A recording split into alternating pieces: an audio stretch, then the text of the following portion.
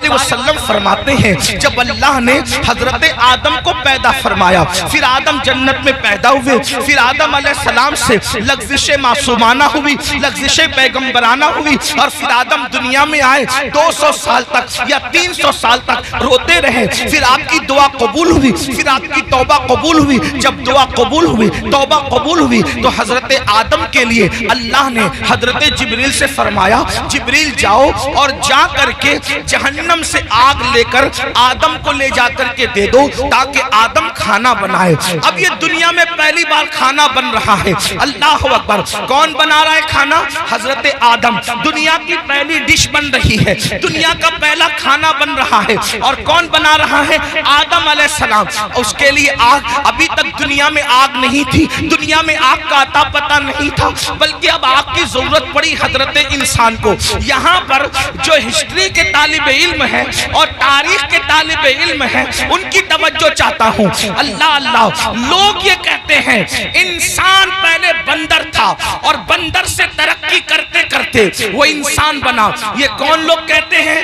وہ لوگ کہتے ہیں جو انسانیت کے ٹھیکیدار بنے ہوئے ہیں۔ کیا کہتے ہیں؟ انسان پہلے بندر تھا اور وہ ترقی کرتے کرتے انسان بنا۔ انسان پہلے ننگا گھومتا تھا، پھر ننگے سے پتے باندھنے لگا، پھر یہ کرنے لگا، پھر وہ کرنے لگا، پہلے جھک کے چلتا تھا بندر کی طرح، پھر یہ ہو گیا، پھر وہ ہو گیا۔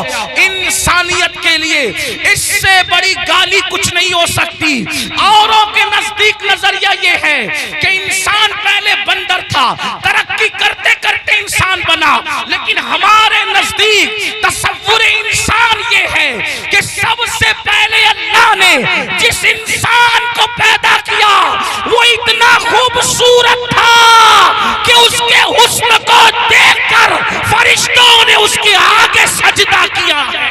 نعرہ تکبیر، نعرہ رسالت، مسلک اعلی حضرت حضور سید امین القادری صاحب قبلہ، حضور فیضان اختر۔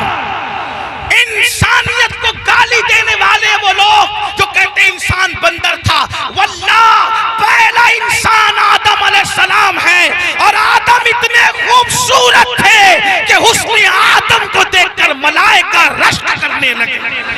حضرت بیدم شوارسی کہہ رہے ہیں اب آدمی کچھ اور ہماری نظر میں ہے، اب آدمی کچھ اور ہماری نظر میں ہے، جب سے سنا ہے یار لباس بشر میں ہے۔ کون کہتے ہیں ہمارا پہلا آدمی تو آدم ہے، بلکہ آدمی آدم ہی سے بنے۔ حضرت آدم علیہ السلام نور محمدی لے کر آئے، لیکن یہ تفصیل اس پر نہیں عرض کرتا۔ بات کیا عرض کر رہا تھا؟ پہلا کھانا بن رہا ہے۔ اللہ نے جبریل علیہ السلام کو حکم دیا جاؤ، دنیا میں آگ نہیں ہے، آگ لاؤ۔ پہلی بار دنیا میں آگ آئی، حضرت جبریل گئے، حضرت مالک سے کہا۔ کون مالک؟ یہ حضرت مالک جہنم کے داروغہ ہیں، یعنی جہنم کا پورا نظام سسٹم اللہ نے ان کو سونپ رکھا ہے۔ تو حضرت مالک علیہ السلام کے پاس جبریل کہتے ہیں، جبریل علیہ السلام کہتے ہیں مالک حضرت آدم کو آگ کی ضرورت پیش آئی ہے، اس لیے جو ہے مجھے آگ دیجئے۔ اب ذرا توجہ کرنا، جہنم سے آگ دنیا میں آ رہی ہے۔ حضرت مالک نے کہا کتنی آگ چاہیے؟ کھانا پکانے کے لیے آدم کو آگ چاہیے، ایک کھجور اتنی، کھجور جتنی ہوتی ہے کھجور اتنی آگ مجھے دے دیں تاکہ میں آدم کو لے جا کر کے دے دوں۔ حضرت مالک نے کہا اے جبریل اگر کھجور اتنی آگ آپ جہنم سے دنیا میں لے کر جائیں گے تو ساری زمین بھی جل جائے گی، آسمان بھی جل کر بھسم ہو جائیں گے۔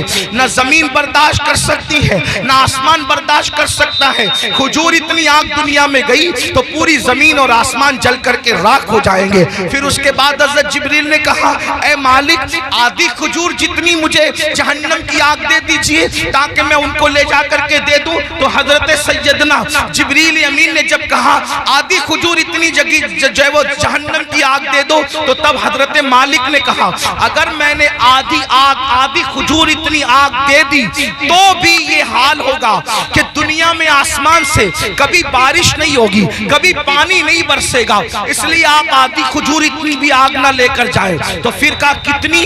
تو حضرت سیدنا مالک نے کہا آپ سوئی کے ناکے اتنی یا ایک ذرا ذرہ جتنا ہوتا ہے اتنی آگ لے جائیں، وہ بھی ڈائریکٹ نہ لے جائیں۔ اب میں اپنے بھائیوں کی توجہ چاہتا ہوں، دیکھو یہ سارے عنوانات بہت غور کرنے والے ہوتے ہیں، توجہ کرنے والے ہوتے ہیں۔ میرے بھائیوں، ہم آپ لوگوں کی محبتوں کا احترام کرتے ہیں، لیکن ایک بات آپ کو بتاؤں، ہمارے فوٹو اور ہماری تصویریں قیمتی نہیں ہیں، بلکہ رسول اللہ کی یہ فرامین اہم ہے جو آپ کو سنانے کے لیے بلایا جاتا ہے، اور آپ بہت اچھے سے سن رہے ہیں، لیکن تھوڑی آپ کی توجہ چاہتا ہوں۔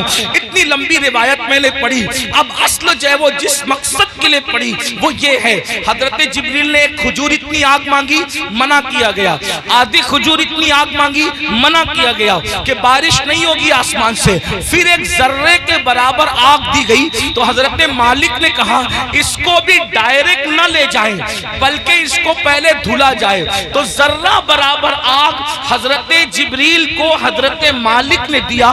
70 مرتبہ جبریل علیہ السلام نے اس جہنم کی آگ کو رحمت کے پانی سے دھویا، اس کو واش کیا، دھویا، اور 70 بار دھونے کے بعد پھر اس آگ کو ذرہ برابر دنیا میں لایا گیا۔ لیجئے حضرت آدم، یہ کھانا بنانے کے لیے ہے، تو حضرت آدم نے فرمایا اس کو پہاڑ پہ رکھو۔